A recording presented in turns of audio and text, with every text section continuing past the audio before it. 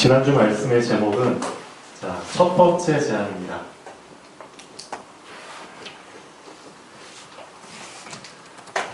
사람에게 재앙이 일어날 수밖에 없는 이유는 하나입니다.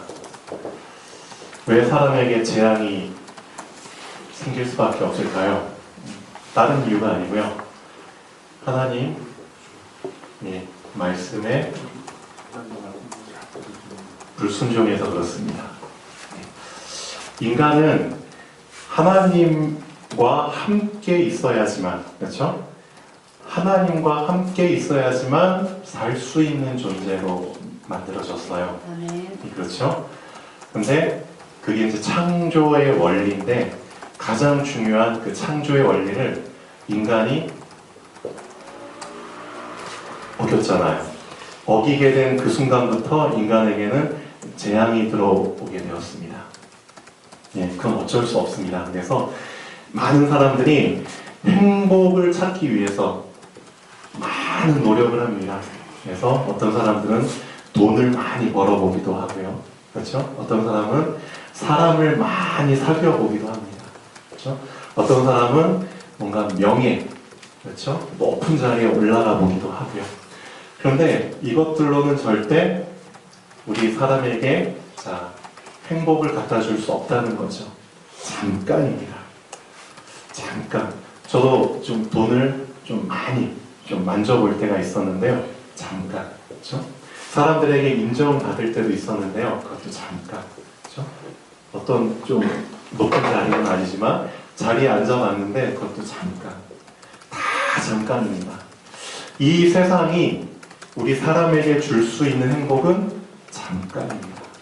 잠깐. 왜 잠깐이냐? 인간에게는 영혼이라는 게 있는데요. 영혼. 그렇죠? 우리의 육신 껍데기는 길어봤자 100년입니다. 그렇죠? 처음에 태어나면 살갗이 다 뽀송뽀송하잖아요. 어린애들 피부 만져보면 되게 연하고 부드러워요. 근데 시간 지나면서 어떻게 되죠? 피부에 주름이 생기고 거칠거칠해지죠. 항상 때가 묻은 것처럼 아무리 벗겨도 살이 하얘지지가 않아요. 그러니까 결국 인간의 겉껍데기는 길어봤자 100년입니다. 근데 이 겉사람 안에 속사람이 있다는 겁니다. 속사람. 우리는 영혼이라고 얘기하죠. 이 영혼이 행복할 수 있는 길은 하나밖에 없거든요. 하나님을 만나야 하는 겁니다. 하나님과 함께 해야지만 우리의 영혼은 행복할 수 있는데 그 인간이 하나님을 떠났다는 겁니다. 떠난 그 순간부터 인간에게는 재앙이 시작됩니다. 그 재앙이 사람에게 어떤 순서로 시작이 되느냐? 출애굽기에 보면 분명히 나오죠. 재앙의 순서가 나옵니다.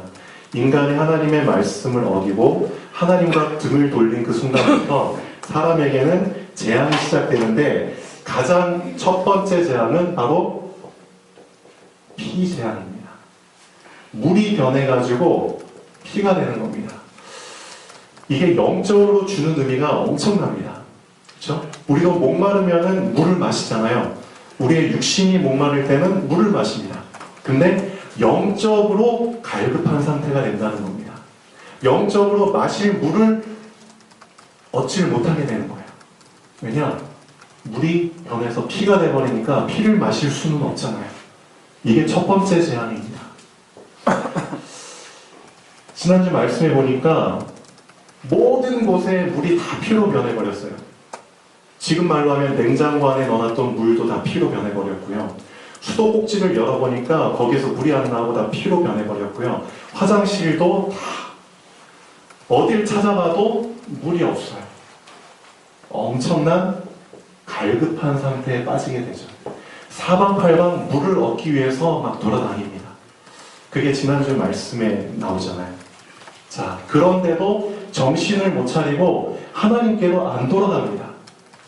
그런데도 정신을 못 차리고 하나님의 말씀에 불순종합니다. 그럼 하나님은 어떻게 하시죠?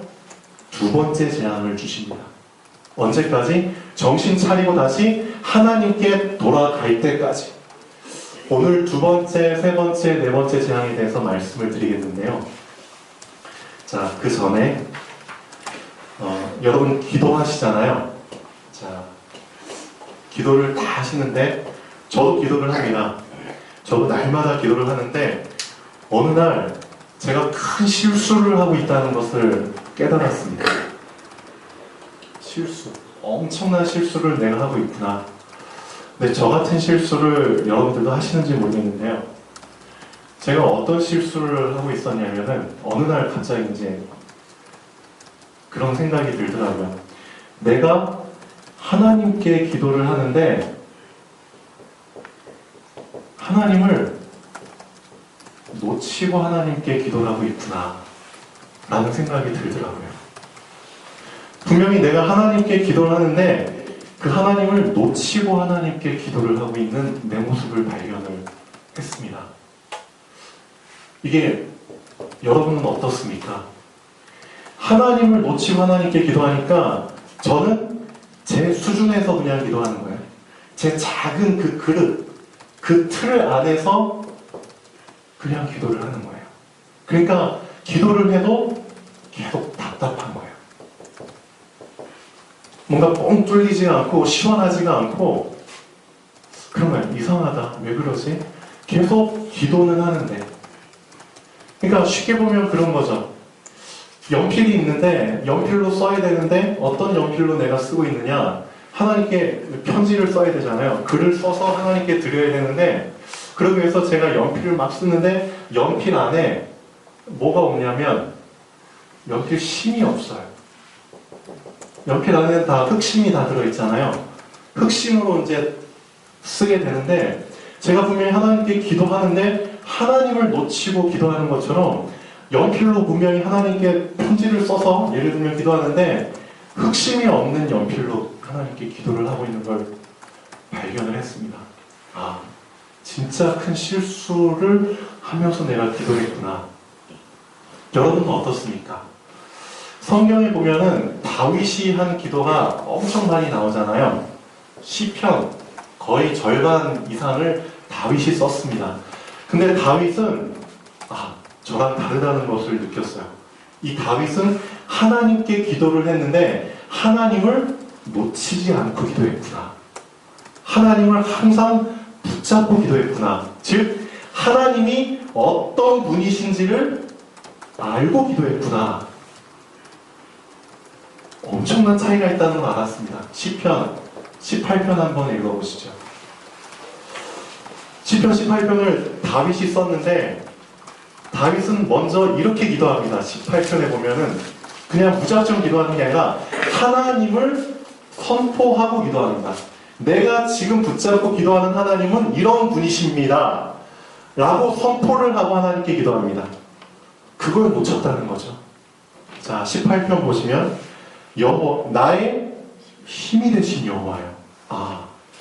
내가 지금 기도하는 하나님은 나의 힘이 되시는구나. 제가 이걸 놓치고 기도했다는 거죠. 어떻게 보면 보시죠. 여호와는 나의 반석이시다. 이걸 놓치고 기도했다는 겁니다. 나의 요새시요, 나를 건지시는 자시요, 나의 하나님이시요, 나의 피할 바위시요, 나의 방패시요, 나의 구원의 뿌리시요, 나의 산성이시로다. 하나님은 나에게 이런 분이신데 이걸 놓치고 하나님께 기도하니 당연히 힘이 날 수가 없죠. 당연히 믿음이 생길 수가 없죠. 여러분은 어떻습니까? 자, 시편 23편 한번 보시죠. 다윗은 또 이렇게 고백합니다. 여호와는 나의 목자신. 그렇죠. 내가 부족함이 없으리로다. 목자 되신 하나님을 놓치고 하나님께 기도하는 겁니다. 그러니까 방황할 수밖에 없죠. 맞죠? 시편 27편 한번 보시죠. 다윗은 또 이렇게 고백합니다.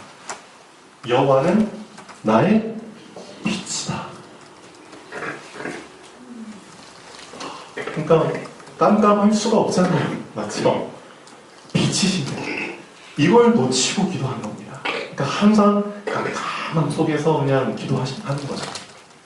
그런 기도를, 핵심이 빠진 기도를 하나님이 기쁘게 받아주실 수가 없죠. 하나님이 저에게 화답하실 수가 없죠. 아, 너무나 큰 실수를 하면서 기도했구나. 믿음이 싹 빠진 상태에서 하나님께 기도해버렸구나. 자, 내가 누구를 두려워하려? 여호와는 내 생명의 능력이시니 내가 누구를 무서워하려?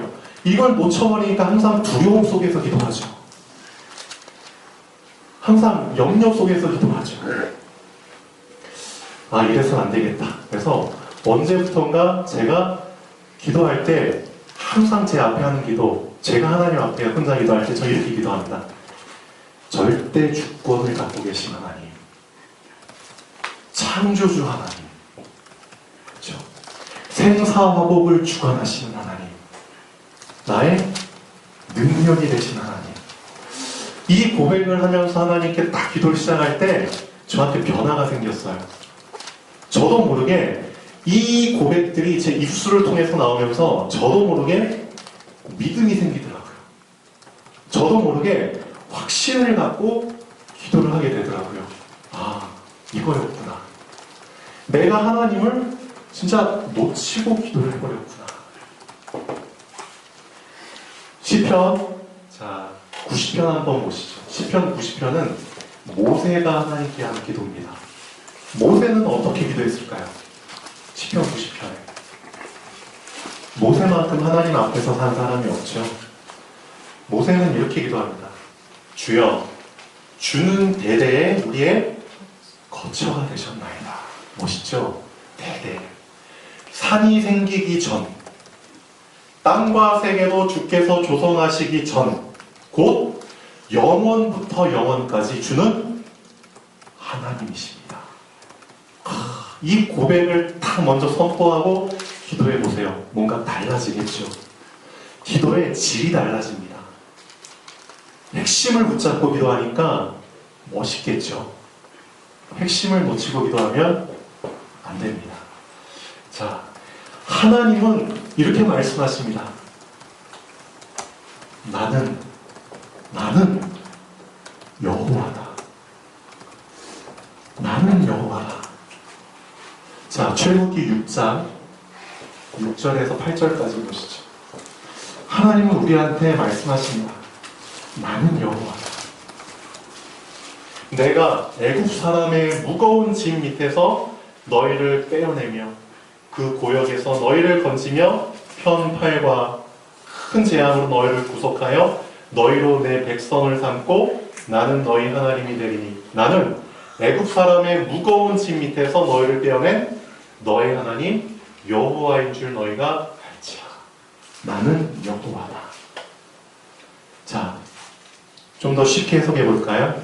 나는 너를 사단의 짐 밑에서 사단의 운명과 저주와 팔자에서 재앙에서 너를 건져낸 너희 하나님 여호와다. 그렇죠?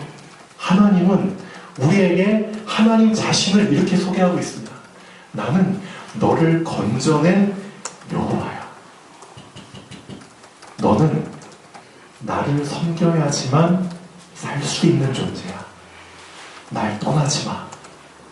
나에게로 돌아와. 그렇죠?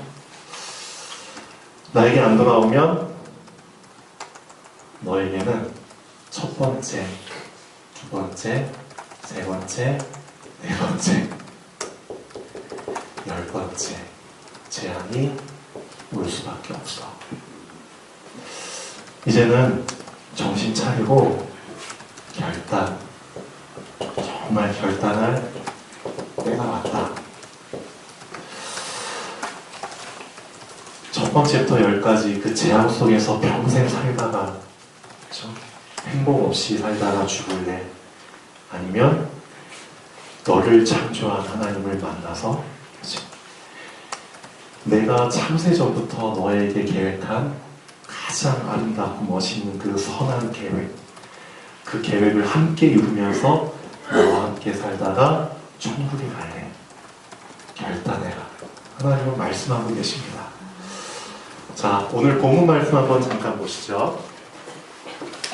자, 본론 보시면은, 자, 여호와께서 모세에게 이르시되, 하나님 분명히 말씀하시잖아요. 너는 바로에게 가서 그에게 이르기를 여호와의 말씀에 내 백성을 보내라.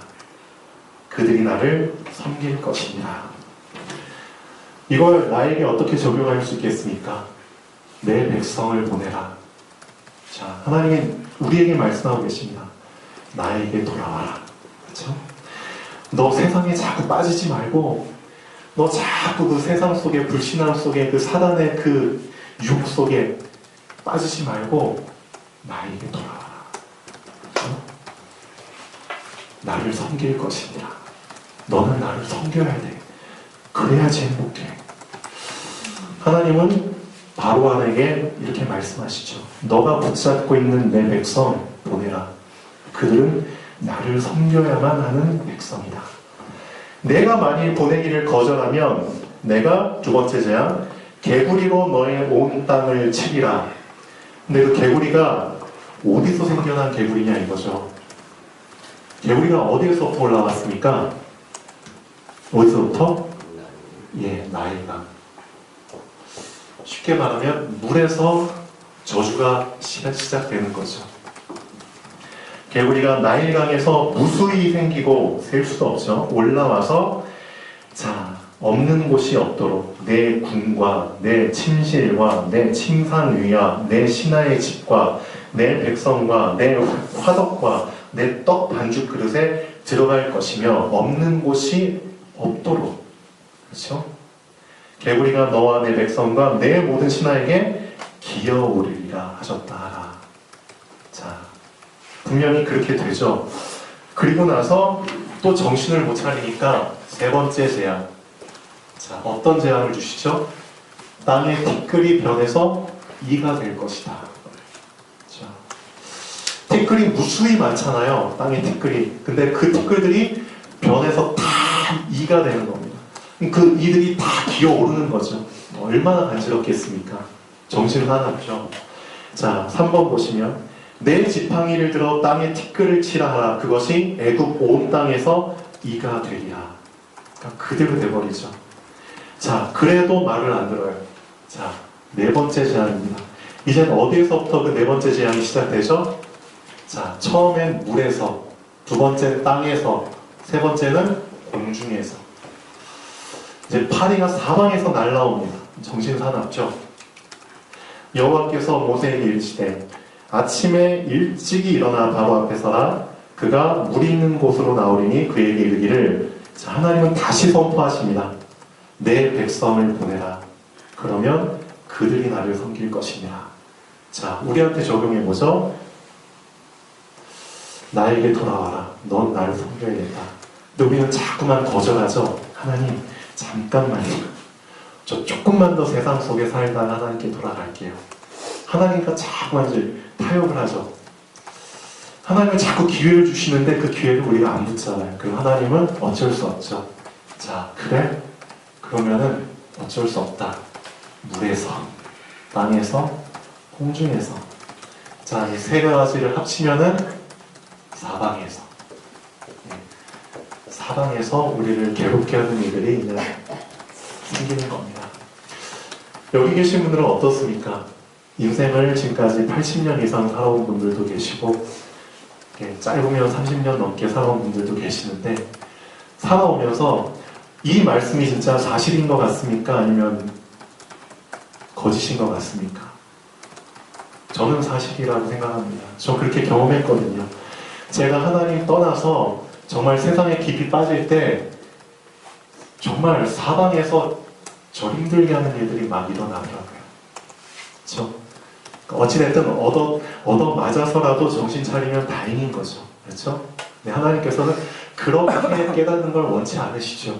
하나님이 인격적인 분이십니다. 그래서 진짜 말씀으로 깨닫기를 원하십니다. 그렇죠?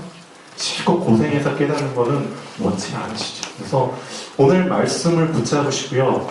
말씀 속에서 깨닫고 결단하는 날이 되면 좋겠습니다. 네. 자, 그래서 네 번째, 파리떼를 보내리니 애국 사람의 집집에 파리떼가 가득할 것이다. 그들이 사는 땅에도 그러할 것이다. 근데 참 재밌죠? 그런데 있잖아, 이들 가운데 나를 따르는 자들 집에는, 나를 따르는 사람들이 있는 그 땅에는 내가 구별을 둘 거야. 구별을 둘 거야. 개구리가 가질 못해. 그렇죠? 티끌이 변해서 이가 되는데 그 이가 그 땅에는 들어가질 못해. 그 땅에 있는 티끌은 이로 안 바뀌어. 그렇죠? 공중에서 파리떼가 막 날아오는데 그 땅에는 파리가 못 들어와.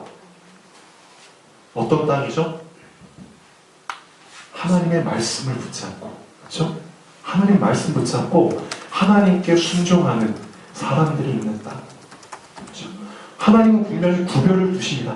지금도 마찬가지입니다. 이 세상에 수십억 명의 사람들이 있는데 그 사람들 중에서 하나님의 자녀가 된 자들, 하나님의 말씀 붙잡고 살려고 하는 사람들에게는 이 재앙이 임하지 않아요. 신기하죠? 여러분은 어떻습니까? 여러분은 구별된 사람들이신가요? 그 재앙과는 상관없는 사람들이신가요? 한번 점검해 보시죠. 하나님은 분명히 말씀하십니다. 그날에 나는 내 백성이 거주하는 고센 땅을 구별하여 그곳에는 파리가 없게 하리니 이로 말미암아 이 땅에서 내가 여호와인 줄을 내가 알게 될 것이라. 내가 내 백성과 너 백성 사이를 구별하리니, 그렇죠? 내일 이 표징이 있으리라 하셨다. 말씀대로 되죠. 자, 결론 한번 보시겠습니다. 하나님께서 인간을 만드셨는데요. 창세기 1장 27절하고 28절이 가장 중요합니다. 이게 하나님의 창조 원리가 나온 말씀입니다.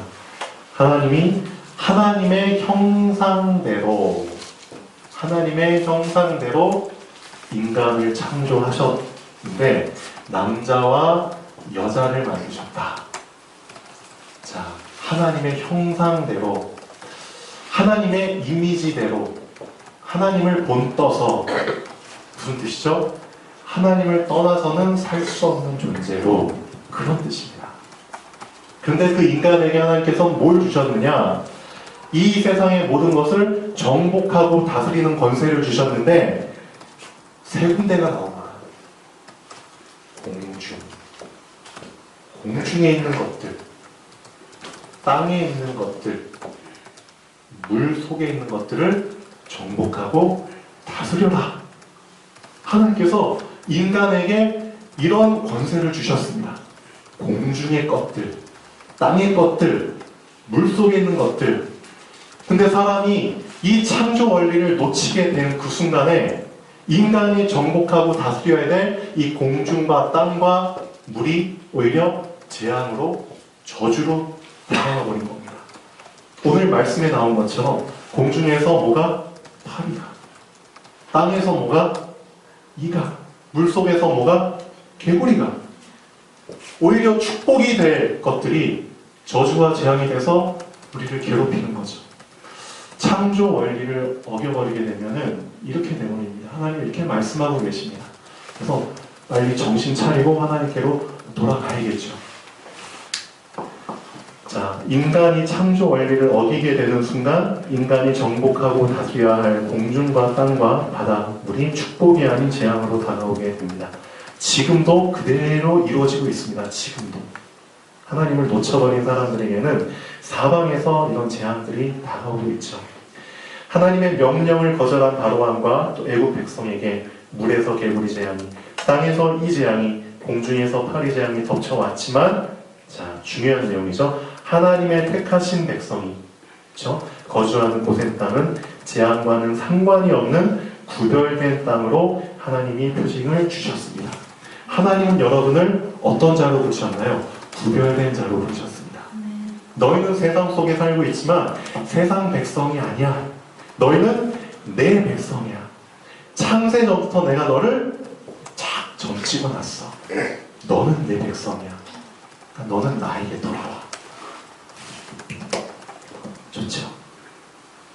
내 백성을 보내라. 그러면 그들이 나를 섬길 것이냐고 말씀하신 하나님께서는 지금도 우리에게 말씀하고 계십니다. 나에게로 돌아와라. 너는 나를 섬겨야만 살 수 있다. 정말 이 말씀 붙잡으시길 바라겠습니다. 정신 차리고 여호와 하나님께로 돌아가는 결단의 시간이 되기를 축복합니다. 기도하겠습니다. 살아계신 하나님 아버지,